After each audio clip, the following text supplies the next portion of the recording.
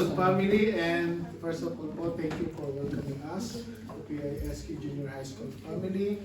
And let's start po with a simple Bible verse to be read by Miss Brenda Veronica.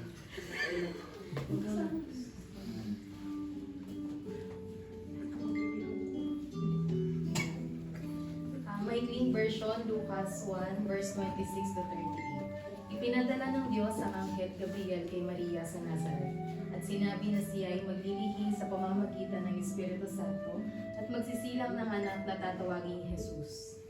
Ang anak ng kataas-taasan at magiging hari magpakailanman.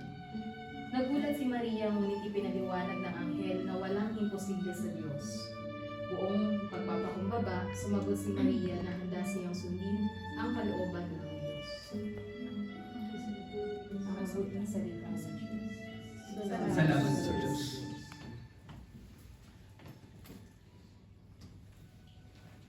Ready? Hindi lang masyado malakas sa kasi.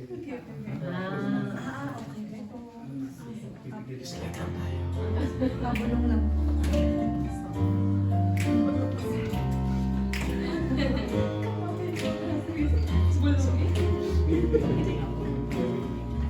Simbang gabi na naman, tayo'y gising na, patulog pa lang ang buwan.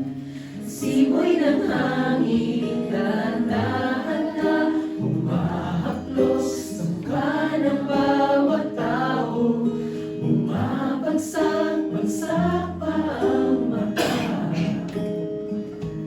dahan-dahang kumislap ang mga ilaw ng tumatandang simbahan. Sa magkasama tayong nagdasal at nakinig sa misa de Gallo. Pagdating ng ama namin, ang oras huminto ng magkahawa.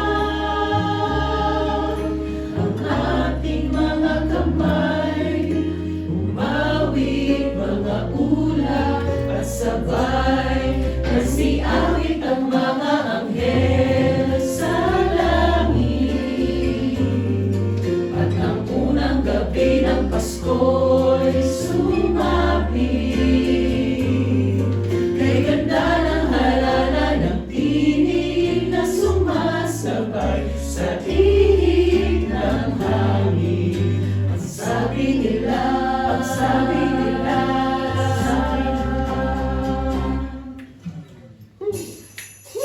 Happy birthday!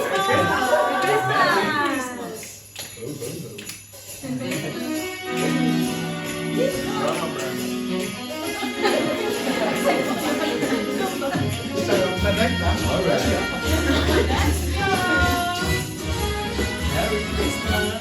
kaya tuwing Pasko ay lumarating na. Ang bawat isa'y para bang na mo problema. Di mo alam ang regalong ibibigay. Ngayon kay hirap na nitong ating buhay.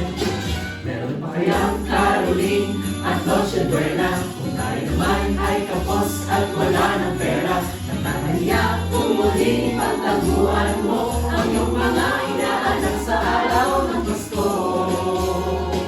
Ngunit kahit na anong mangyari, ang pag-ibig sana'y maghari.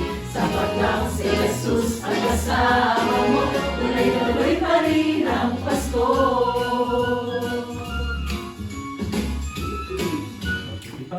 Ang Pasko noong isang taon, sa inapag may loob, silbol at amon. Magkasalibing Happy New Year, magpupuspon, at ang hamon ay mag-uwi sa bagoon. Ngunit kahit na anong mangyari, ang pag-ibig sana'y maghari.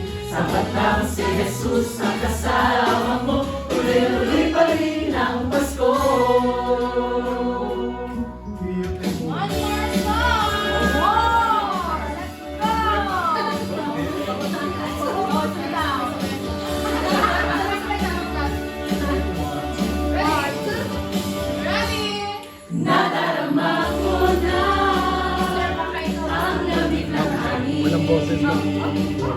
Naririnig ko pa maliliit na tinig.